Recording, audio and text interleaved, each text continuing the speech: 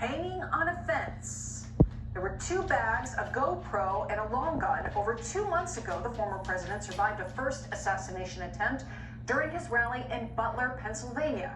The former president has responded to the shooting, writing, "There were gunshots in my vicinity, but before rumors start spiraling out of control, I wanted you to hear this first. I am safe and well. Nothing will slow me down. I will never surrender."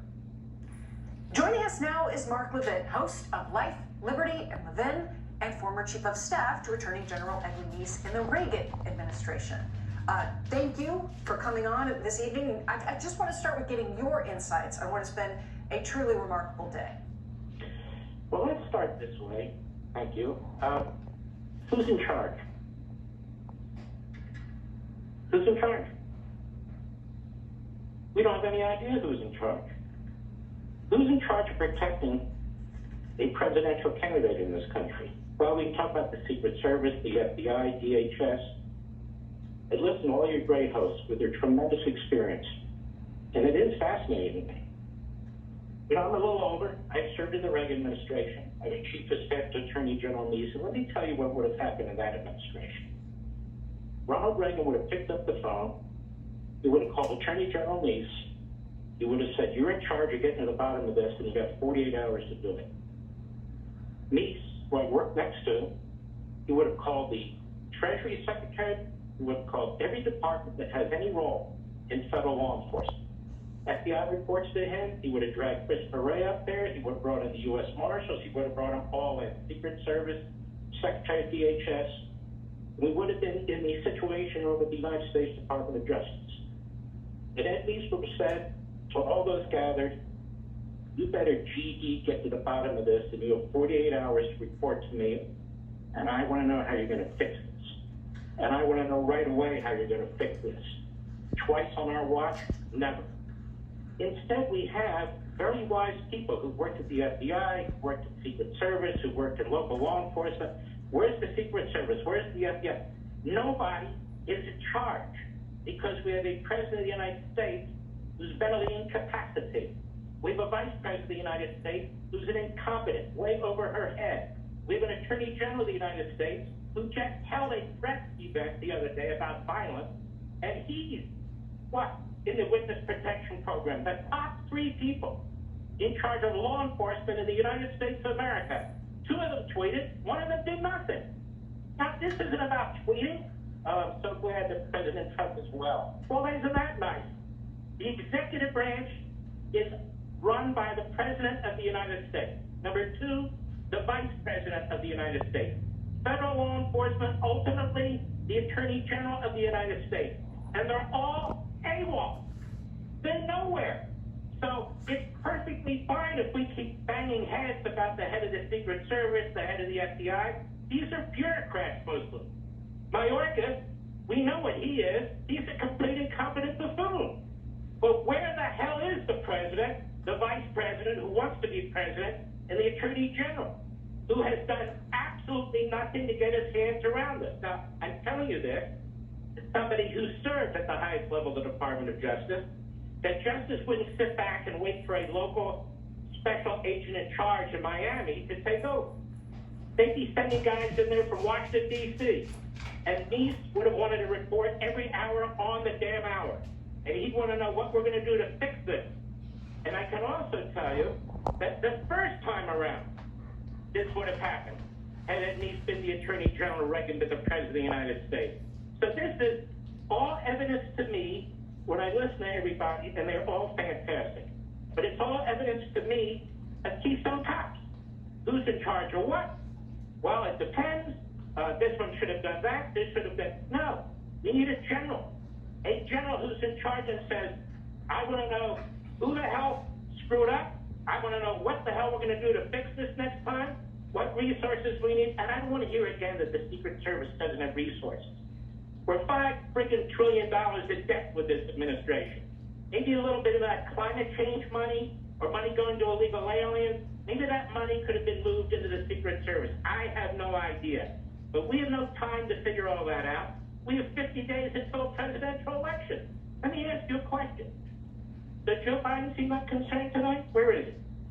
Does Kamala Harris seem that concerned tonight? Well, she tweeted. Isn't that nuts? I tweeted too. So what? The Attorney General seem that concerned tonight? No. They just don't give a you-know-what, and they won't take charge of this.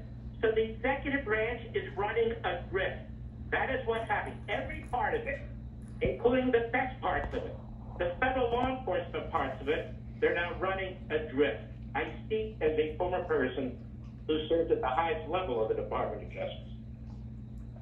So, Mark, Charlie Hurt here. Obviously, you're exactly right about President Biden being completely MIA and has been for a long time in the presidency.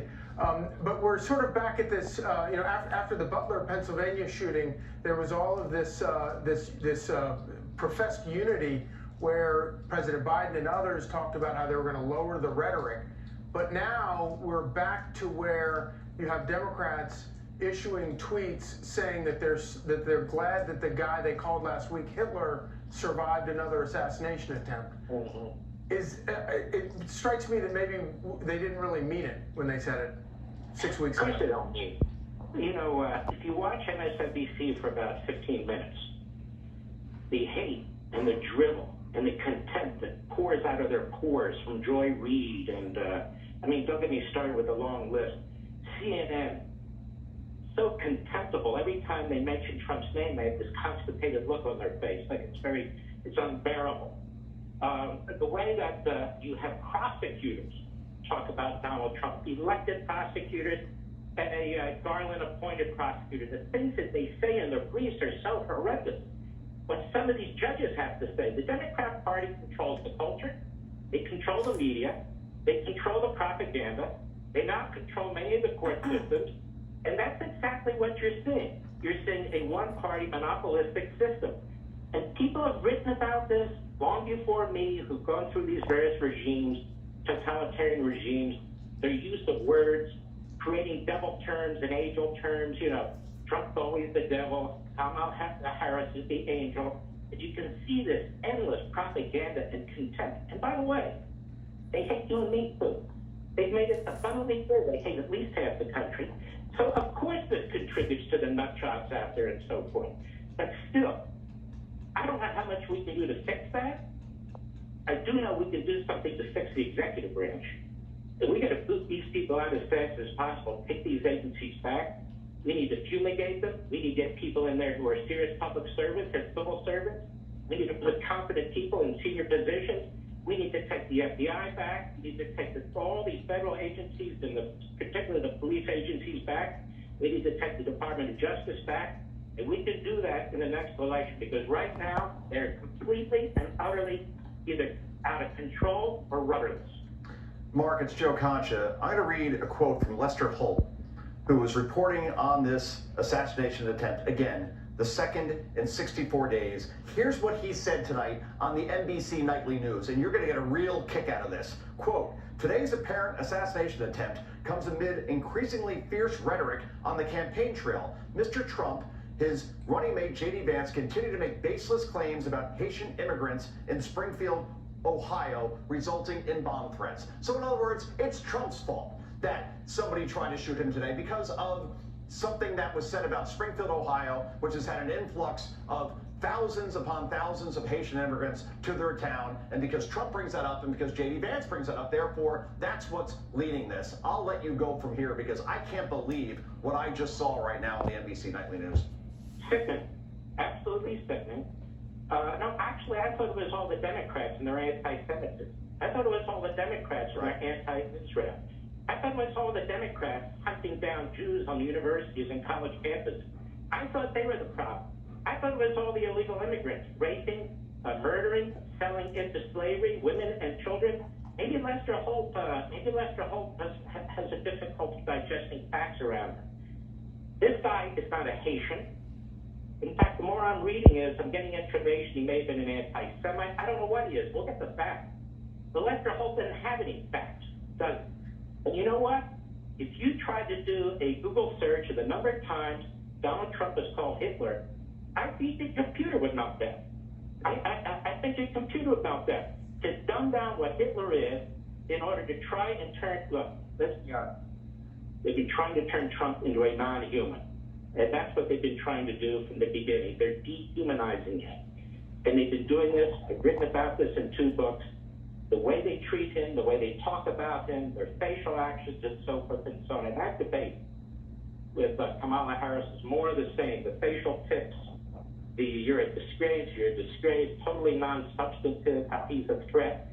You said you would burn down. I mean, just stupid things. Charlottesville, all these lies, trying to create a character trait. They want to run against a character. They want to create a character trait. Unfortunately, the culture is very sick, in large measure due to the media. But I don't want to miss the fact that the problem that's going on in federal law enforcement today is at the top. It's at the very, very top with the president, with Harris, with Merrick Garland. Those are the 3 who are responsible for what takes place. They are in charge, not anybody else. And that's why everybody's running around like Keystone Cops, who's in charge or what. Mark, it's Alicia Acuna, and thank you so much for being here. You know, as you know, the acting U.S. Secret Service Director Ronald Rowe gave an update to senators on Thursday on the internal investigation from the July 13th assassination attempt. And Senator Blumenthal told Fox folks are going to be shocked, appalled, and astonished. I would argue they already are. How are Americans supposed to absorb the findings of that internal investigation as we are now going to be learning so much more about this latest assassination attempt? It just seems so much for the American people. Yeah, we're grown-ups here. We really have a way to deal with this. You know, in most regimes, we do not. One day we may not hear, but we do right now. The same people who have destroyed our economy and destroyed our border, we're destroying law enforcement, destroying our military. The same people who are destroying our alliances are destroying our FBI and our Secret Service and our Department of Justice and our Department of Homeland Security. I mean, they're good at one thing, they're consistent. And so if you want to fix it, our Constitution gives you an option. The option is to kick their asses out of office and bring in people who are serious. We didn't have this sort of thing 4 years ago. In these areas that I talked about, and we have it now, and it's completely out of control. And the only way to deal with it right now, we have 50 days, it's 50 days, and we need to deal with it. You know, it's one thing for we as citizens to whine about this stuff, but I want people to remember about Thomas Paine. I want them to remember about Paul Revere. People say, well, what can I do? You know, I'm a janitor, I'm an electrician. You can do a hell of a lot. You are the Paul Reveres, and you are the Thomas Paines. You need to talk to 10 people. You need to talk to 15 people. You need to make sure you not only vote early, you get people vote early. We can't rely on political parties to get out the vote. We have to get out the vote. It's now. We have 50 days to try and fix this. Right now. Well, Mark, for all of us, thank you so much for being here tonight and sharing your perspective. We appreciate it. Mark Levin. God bless. Thank you. And right now, the FBI is collecting evidence outside of Trump National Golf Club, and that's where Dana Marie McNichol is live tonight. Dana Marie.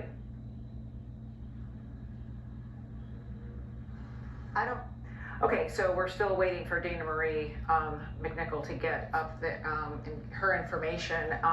But Paul, I want to go to you actually, if we can, just to continue this conversation. Some of the points that Mark Levin was making, he just really hammered on this idea of leadership, because Americans want leadership right now, and they're not seeing it. It beggars belief that we still have not gotten a press conference from Alejandro Mayorkas relative to the failures of the Secret Service. What we should have gotten is, first of all, Mayorkas very early in the game after